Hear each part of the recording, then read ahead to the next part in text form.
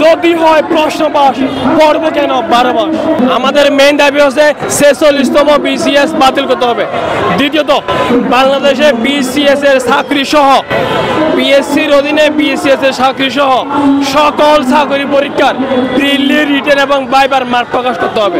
তাহলে কেউ টাকা দিয়ে দুর্নীতি করে অনিয়ম করে চাকরি নিতে পারবে না। বর্তমান যে শুনেন, অন্যায় যেখানে থাকে সেখানে দুর্নীতি বাসা বাঁধে, যেখানে অস্বচ্ছতা থাকে সেখানে দুর্নীতি বাসা বাঁধে। বর্তমান বাংলাদেশের চাকরি পরীক্ষা এখানে প্রিলি রিটেন এবং ভাইবার মার্ক প্রকাশ করা হয় না, ফলে এখানে অনেক তলে তলে দুর্নীতি চলে।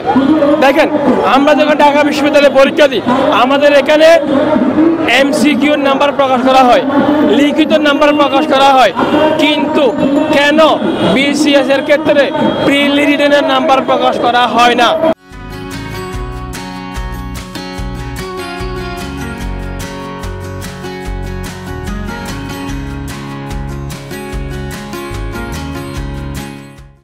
এখন আমরা কথা চাই যদি হয় প্রশ্ন পাস পড়ব কেন 12 মাস।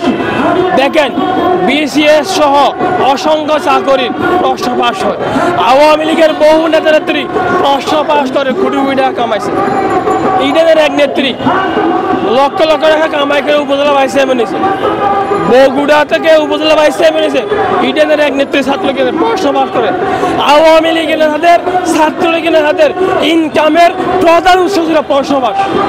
একদম প্রাইমারির প্রশ্ন থেকে শুরু করে হাই স্কুলের প্রশ্ন, কলেজের প্রশ্ন, বিশ্ববিদ্যালয়ের ভর্তি পরীক্ষার প্রশ্ন, পিএসসির প্রশ্ন পাস হয়েছে। আমরা আর কোনো প্রশ্ন পাস দেখতে চাই না।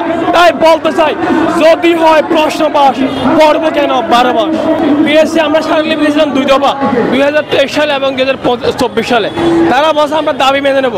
কিছু দাবি মানছে, যেমন ভাইবার মার্ক 200 মার্ক থেকে 100 মার্ক করছে, আবেদন ফি 60 টাকা 200 টাকা করছে, কিন্তু যেগুলো মেজর দাবি রিটেন ভাইবার মার্ক প্রকাশ করা সেগুলো করে না। আসিফ মাহমুদ, আমি ফেসবুকে দেখলাম তিনি কিছু দাবিতে বলছেন যে এই বিষয়গুলো নিয়ে তিনি ক্যাবিনেটে আলোচনা করছেন। আসলে হয় কি, 5ই আগস্ট যেদিন আওয়ামী লীগের পতন হয় এরপরে 8ই আগস্ট সরকার করতে হয়। শুনেন, ছাত্র জনতার তত্ত্বাবধায়ক যে সরকার, ছাত্র জনতার যে অন্তর্বর্তীকালীন সরকার গঠন করার পর সর্বপ্রথম উচিত ছিল বেকারদের অভিশাপকে মুক্ত করার জন্য, বেকারদেরকে হয়রানি থেকে মুক্ত করার জন্য, ঝামেলা থেকে মুক্তি করার জন্য একটা চাকরি সংস্কার কমিশন গঠন করা। চাকরি সংস্কার বা চাকরি নিয়োগ সংস্কার কমিশন গঠন করা, এটা হলে এই সমস্যাগুলো বহু আগের সমাধান হয়ে যেত। কিন্তু সরকার সেটা না করে সরকার এই যে জনপ্রশাসন কমিশন গঠন করছে, জনপ্রশাসন কমিশনকে এসব বেশি দায়িত্ব দিয়েছে।